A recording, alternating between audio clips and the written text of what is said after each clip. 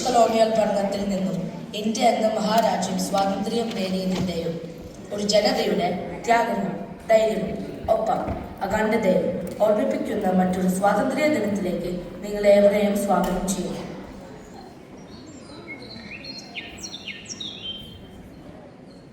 അതക്കുറിച്ച് മുകളിലേക്ക് പിടിക്കണ്ടേ?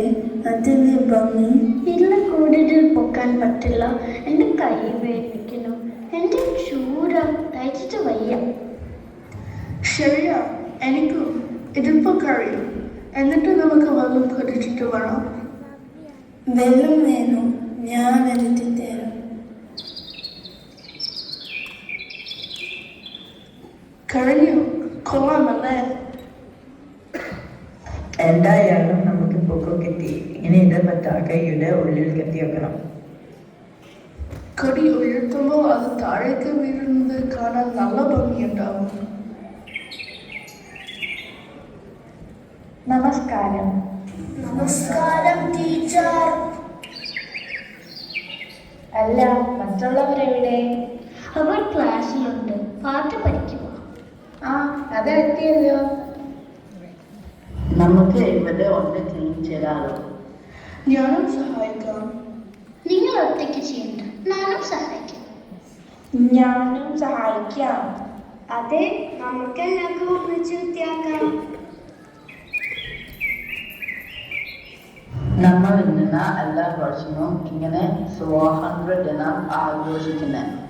നമ്മുടെ രാജ്യത്തിന് സ്വാതന്ത്ര്യം ലഭിച്ചത് ഒരുപാട് പേരുടെ ത്യാഗത്തിന്റെ ഫലമാണ്.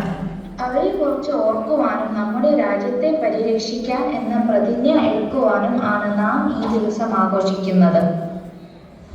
ആരൊക്കെയാണ് നമുക്ക് സ്വാതന്ത്ര്യം നേടാൻ വേണ്ടി പോരാടിയിട്ടുള്ളത്? അത് നമ്മുടെ ബേത്തയോട് ചോദിച്ചാലോ? ബേത്ത നമുക്ക് സ്വാതന്ത്ര്യം നേടാൻ വേണ്ടി സമരം നയിച്ചത് ആരൊക്കെയാണ്? ഞാൻ നിങ്ങൾക്ക് ചില പ്രമുഖ സ്വാതന്ത്ര്യ സമര സേനാനികളെ പരിചയപ്പെടുത്തി തരാം. ബീറ്റ, നീ ആരെയാണ് ഞങ്ങൾക്ക് പരിചയപ്പെടുത്തി തരാൻ പോകുന്നത്? ആദ്യമായി നമുക്ക് നമ്മുടെ രാഷ്ട്രപിതാവിനെ തന്നെ പരിചയപ്പെടാം.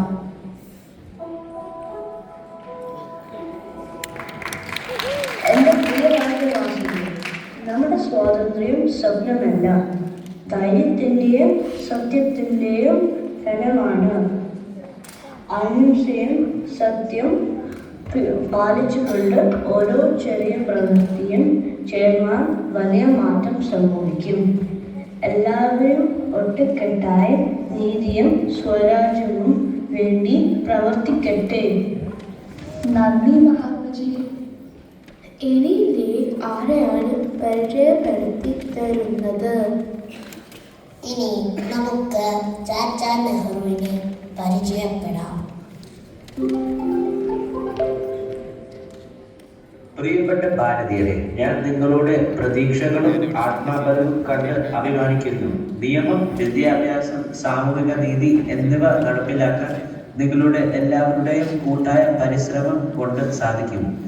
ഈ രാജ്യത്തിന്റെ ഭാവി നിങ്ങൾ കുട്ടികളുടെ കയ്യിലാണ്. വരും തലമുറയ്ക്കായി നമുക്ക് സമാധാനവും ഐക്യവുമുള്ള ഒരു ഭാരതം കെട്ടിപ്പടുക്കാം. നന്ദി ചാച്ചാജി. ഇനി നമുക്ക് സുഭാഷ് ചന്ദ്രബോസിനെ പരിചയപ്പെടാം.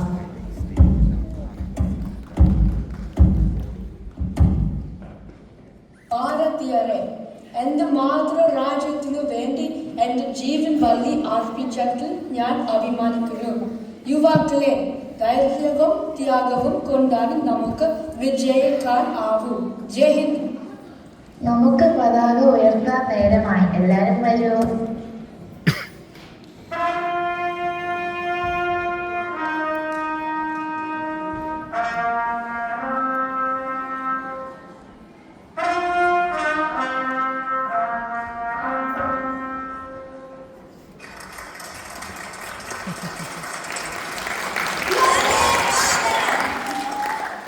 എല്ലാവർക്കും നമ്മുടെ കൂട്ടുകാരുടെ ദേശഭക്തി ഗാനം കേൾക്കാം.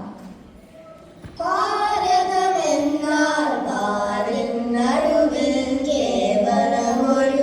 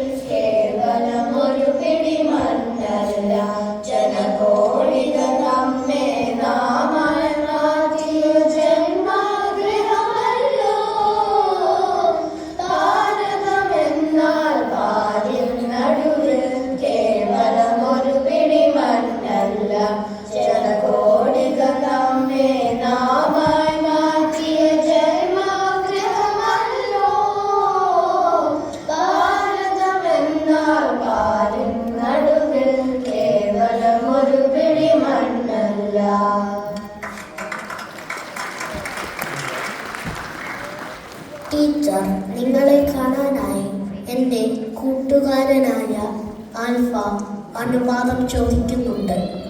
ഞാൻ അവരെ ഇങ്ങോട്ടേക്ക് ക്ഷണിക്കട്ടെ? തീർച്ചയായും.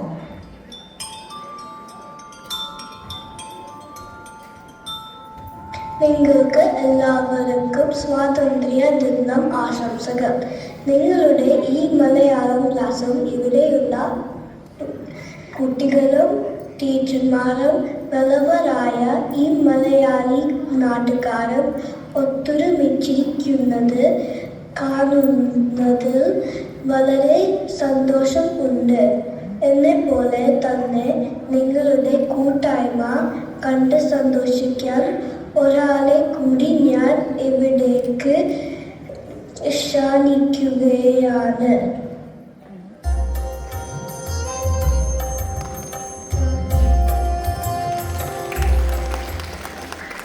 നമ്മൾ അനുഭവിക്കുന്ന ഈ സ്വാതന്ത്ര്യം വളരെ വിലപ്പെട്ടതാണ്. നമ്മൾ ഒന്നാണെന്ന ബോധമാണ് ഈ രാജ്യത്തിന്റെ കരുത്ത്.